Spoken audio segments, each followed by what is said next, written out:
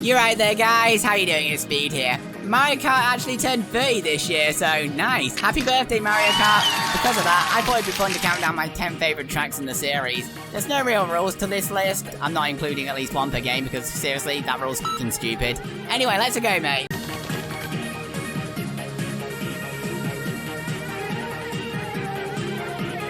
Mario Kart Double Dash is arguably the most unique game in the series with its two-person gimmick, and whilst time hasn't exactly been kind to this game, I had a lot of fun playing this game with others growing up, and the tracks I remember enjoying the most were Mushroom City, Wario Coliseum, and my favourite of the bunch, Daisy Cruiser. Some of my favourite sections of the track was drifting around the pool, before you drop down to the main floor where you have to deal with the tide turning tables side to side, before a split path where one of the routes has you dropping into the engine before being launched back onto the main shift. I loved that section back then. It's no wonder this track came back in Mario Kart 7, like most of the best tracks in the series did.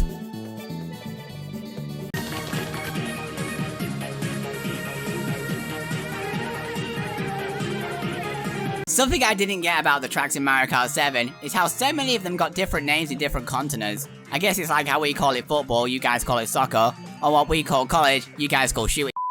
But whether you want to call it Music Park or in my case, Melody Motorway, this track is really cool. The problem I had with Electrodrome is that the musical gimmicks only affected the visuals and the music. Here they play right into the structure as well. The pianos and xylophones will actually play as you're drifting over them. However, the drums and the bouncing musical notes at the end make great use of the trick system. The part with the bouncing notes is one of my favourite parts of any track. It was so good that the remake in Mario Kart 8 barely improved out, and it was still one of the best retro tracks in the series.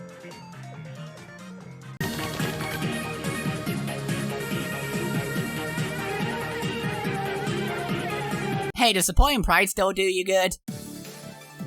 I know opinions are pretty mixed on this track, but this is one of my favourite Rainbow Roads, since it's based off a space station. You even go onto one of those space stations, drive around conveyors before being launched off to more Rainbow Road. These Rainbow Road sections are also an absolute blast, because the turns are a lot of fun to drift around, although I would highly advise against that, given it's much quicker to just drop down from here. Those opening turns, however, have fun with those on 200cc. And when you combine all of what I just said with the best Rainbow Road theme in the series, this track is an absolute blast.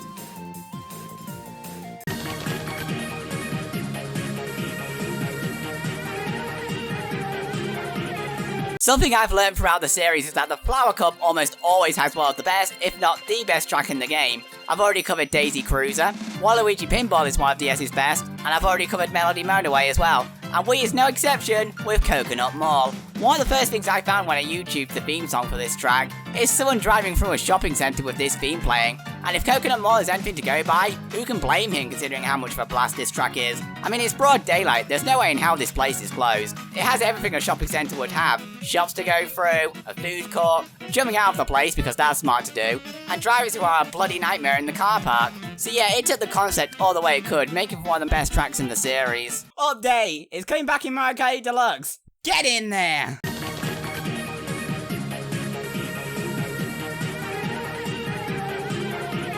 Mario Kart 7 introduced tracks that instead of the normal 3 laps, it was one giant lap, so each of the sections had a different design, which definitely led the tracks open to more variety, as shown by the Woohoo Island tracks, the latter of which, Woohoo Mountain Loop, definitely being an honourable mention of this list. Some of my favourite tracks in this series are section-based, as we'll see down the list, case in point, Mount Wario. The first section is just kind of okay, but the real highlights are in the other sections. The second section has you gliding over rushing water, boosting on the side of a dam, and good luck not getting hit by a tree in the forest, before the final section has you playing various Winter Olympic events. Like I already said, there's a lot of variety in this track, and it's not the last section-based track on here.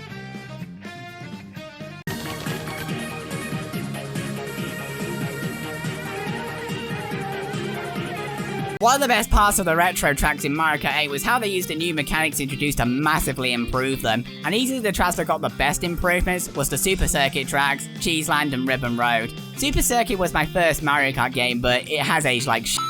However, both tracks actually got very similar improvements. The tracks are no longer flat and allow for trick opportunities, there's plenty of shortcuts to take advantage of, and there's a really well done anti-gravity section at the end. Ribbon Road as well also got a complete visual makeover, with it being constructed like a kid's playset. So which of the two tracks am I picking? F my rules, I'm picking both of them for this spot. I like both tracks for similar reasons, so there isn't much I'd be able to say in a separate section. Don't worry, there's no more ties after this.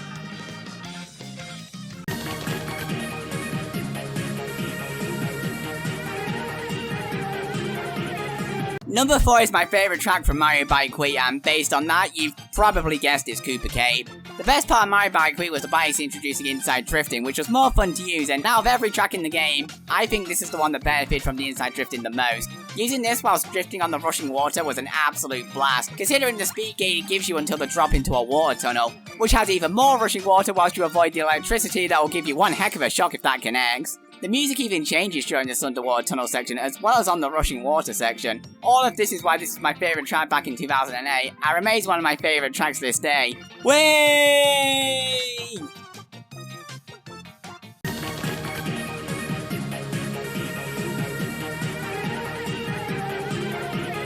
Okay, I've made it pretty clear that I absolutely love Mario Kart 8 Deluxe. It's my second favourite game of all time, and one of the many reasons why was the DLC introducing so many bleeding awesome tracks. This was the first game in the series to introduce tracks based on other Nintendo IPs, and cheers for adding that, Nintendo, because Mute City is an absolute blast. Like with S-Zero, you can get some insane amounts of speed on this track with boost panels galore, spin gates, trick ramps, and the whole track taking place in anti-gravity. Basically, any way you can gain speed in this track is pretty much here, making it one of the most fun tracks in the series. Also, the remix of Mute City is bloody amazing. However, there's still one more track from it I like a little bit more.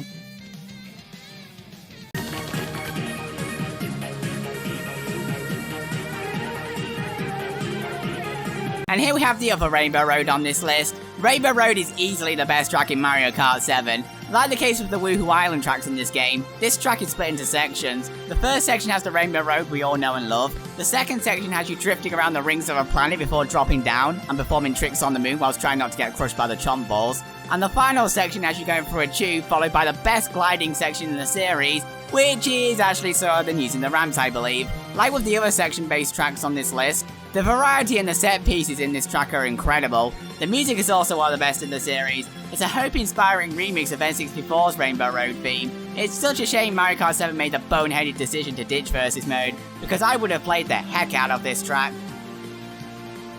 Okay, I'm going to do something I haven't done in a while and list out a few honourable mentions. So here we go. Wario Coliseum from Mario Kart Double Dash, Waluigi Pinball from Mario Kart DS, Mushroom Gorge from Mario Kart Wii, Neo Bowser City from Mario Kart 7, yes I'm a European calling it Neo Bowser City, what kind of boring name is Koopa City, Toad Harbor from Mario Kart 8, and Bowser's Castle from Mario Kart 8.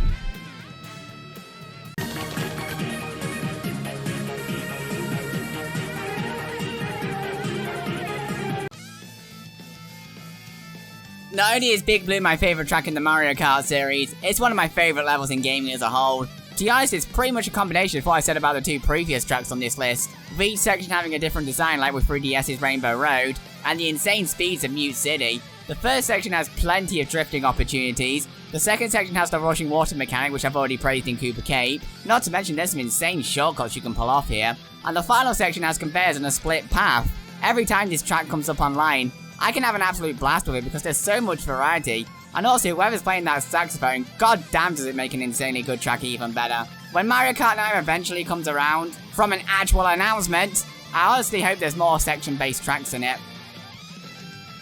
You're right there guys, post-editing speed here. Just to say, I am hyped as hell about those retro tracks coming back in Mario Kart 8 Deluxe. Anyway, thanks for watching the video guys, I'll see you later.